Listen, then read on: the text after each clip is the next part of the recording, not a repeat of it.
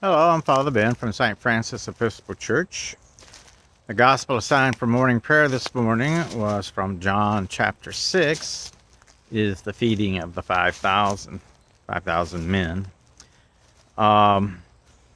In it, Jesus sees the crowd coming and the disciples there. He asks Philip, one of the disciples, how are we going to feed them? And Philip basically has no answer. And I wouldn't have an answer either.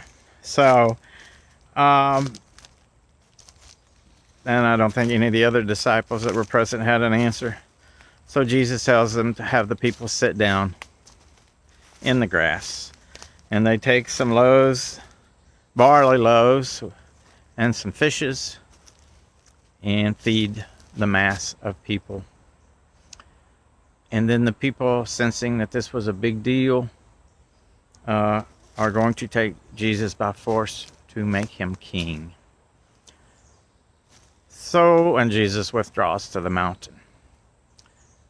So, one of the things I get from this is when we encounter people, we can be present with them. And it may involve food, as it often does. It may involve time, just being present with somebody.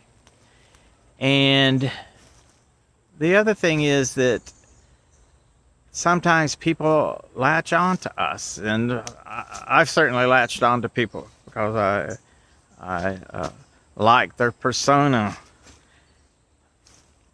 And it's all right to withdraw. And I don't take withdraw as I'm going to abandon you. I'm seeing it as withdraw to assess the situation, to try to determine next steps. So as I am not going to be dependent upon you for my life, needs of my life. But, we always say that we're solely dependent upon God, and we are. But in that dependence, we have our being as willful persons to do things on our own within the parameters. I think our permission is the parameters of love, involving loving neighbor. And in loving neighbor, we love God. And once we sometimes tend to get a handle on people, or a handle on God in particular, there are people who have desperately tried to get a handle on God, because once you get a handle on someone, you can control them. Even though it may not be malicious, it may be that subconsciously we try to control them in order to control our own situations.